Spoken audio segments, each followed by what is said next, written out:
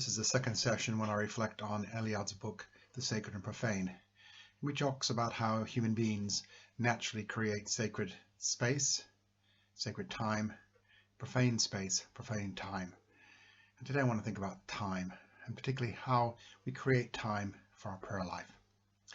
Now, one of the secrets to this is this strange balance between discipline and being good to ourselves. But we do need to create time to pray, as we need to create time to anything else we want to do. If we want an exercise regime, we got to make time to exercise. If we want to study something, we need time to study. If we want to pursue a hobby, we need to make time.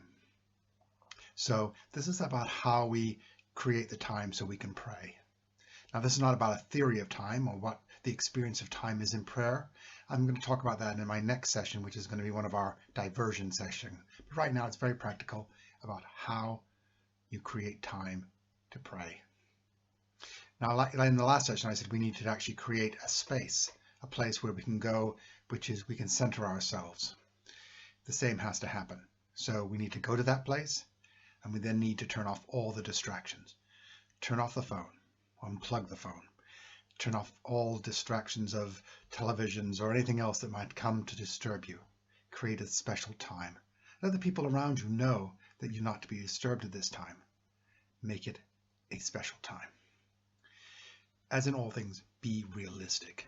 Be realistic about what is possible and what we are capable of. Like space, we have to be realistic about time. Be realistic about your life. We all know that things impinge on us that we cannot control. If you have children and you're responsible for childcare, you can't be praying while they're awake because they're going to disturb you and your attention needs to be with them. If you need to leave for work at a certain time, you can't start praying 2 seconds or 10 minutes or 5 minutes before you need to leave for work if you're going to be at work on time. You also need to be realistic about how much time you can give to prayer. We all have other demands and other responsibilities. Children, parents, partners, work, other commitments. So realism is important. Be realistic about how much time you have to pray and when is the time you have to pray. But also be realistic about yourself, but also be kind to yourself. You have to ask yourself, am I a morning or an evening person? If you're an evening person, you say, I'm going to get up at 5 in the morning and pray, you know it's not going to happen because you don't get up at 5 o'clock in the morning. Maybe 9 or 10 o'clock or 11 o'clock or midnight would be a better time for you. If you're a morning person and you say you're going to pray in the evening, you know it's not going to happen because by the time evening comes, you're too tired or you just don't have the concentration. Are you really going to get up at 6 o'clock in the morning? Are you really going to get up at 4 in the morning? What time do you really get up? When you come home from work, are you exhausted because of your job? Are you really wanting to pray after that? If you can't really function without coffee, are you really going to pray before you've had your first cup of coffee? If you really can't work through hunger, are you going to be able to pray at a time when you know you're going to be hungry? So be realistic about who you are as well, and be kind to yourself. But here's a few simple rules. Set the same time each day. If you try and vary it, it will get lost. So at the beginning especially, make a certain amount of time. You also have to realize there is a certain level of discipline, what in some traditions are called an act of will. Make yourself keep that time. But when you fail, be kind. If you miss a session, don't let guilt overrun you. Just pick up tomorrow and start again. If you're tired or ill or some other pressing commitment, it's okay. There's always tomorrow. The guilt and unkindness you inflict on yourself will undo much the good that practice does. So be kind, be forgiving, but also at the same time be disciplined. It's holding those two together, as so much in our spiritual life we'll find, is holding some things that seem contradictory. Sometimes we have to be held together in tension. It's also important you start slow. People, if you want to run a marathon and you go out the first day and run 10 miles, you're not going to be running the next day. If you want to run a marathon, you have to slowly build up so you can do it. The same is with prayer. Start with 5 or 10 minutes, maybe then 2 minutes at the start, but just start slowly. Time yourself. There's various timers you can get. You can use a egg timer, or you can get free timers for your cell phone or your mobile phone or your tablet or whatever. And then they will time so you don't have to keep watching the clock. But set a time, say 5 minutes to start. Then slowly, as you feel capable, expand it, either by spending longer at each session or having multiple sessions during the day. Now, what time should I pray? As I say, be realistic about yourself. If you're a morning person, morning is the time to pray. If you're an evening person or a night person, evening and night is the time to pray. But traditionally, there's been some understandings about the feel of different parts of the day. Morning has been often seen as the time when prayer is the greatest, and many traditions advocate getting up before sunrise. There's something special about that time, and special about the time of sunset as well. But it has to fit into your life. If prayer is not your main activity because you're not a monk or a nun or living in a religious community and just devoting your life to prayer, then life inflicts on us. It makes demands of us. We have to go to work. We have children. We have family. We have partners. So if we work late, morning might not be possible. If we work at night, it probably won't be possible. If we sleep with someone and they don't want to get up, then that's not a very good time.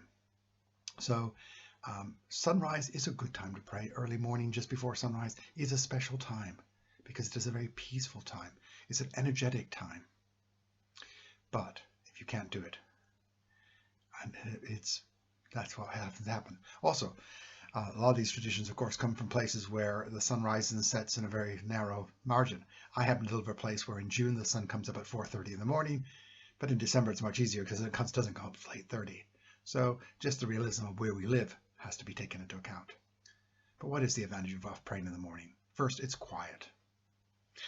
We're less distracted because the day has not yet begun, hasn't begun to intrude on us, hasn't been to make its demand on us. And it's a good time if we can transfer from the quiet and peace of sleep into prayer. So if you are going to pray in the morning after waking, keep silent. Don't have conversations. If you need a hot drink, do get it without the radio on or music, unless it's soothing music. Make that a quiet entrance into your prayer. Certainly don't open your emails. Certainly don't read the newspaper. All those things can wait and will only distract us. Noontime. This is an often overlooked time for prayer. A break in the middle day can actually center one and make us much more effective in the rest of the day. It can give us a chance to step back from all that's been coming at us, all that we've had to think about, all we've had to deal with, and just center ourselves back in ourselves. In the times when I've been able to use this practice, I'm amazed how the whole feeling of the day changes for just 5 or 10 minutes quiet and centering myself in the middle of the day. It also, if I've also found, it helped me gain control over what came in the day and helped me stop being pulled place to place and allowed me to decide what was important, what was necessary to deal with, and what could be left to a side. To decide what things I was going to get myself involved in and what things I was just going to let go because they were really not my concern. So I do recommend that short break at noontime just to recenter ourselves. Evening or at sunset. Again, like sunrise, it's a perfect time because of the nature of the day. It's as the day is coming to an end and darkness is coming in. And then life and prayer and nature seem to all come together. It's a time to move ourselves out of the day, to leave the joy, the pain, the anger, the successes, the disappointment behind, and realize that they're just at that time a passing moment. As Roto said, like the wind that goes over the grass, it is gone as quickly as it came. So it gives us a chance to, as it were, ease our way out of the day and find ourselves back to that center and to put things in perspective. Many people pray at night. Many pray through the night. Some traditions you get up at 2 or 3 in the morning to pray because night is a time of quiet. It's a time to be alone. It's a realization that we are conscious when so many are asleep. And it's a time when we are less likely to be interfered with.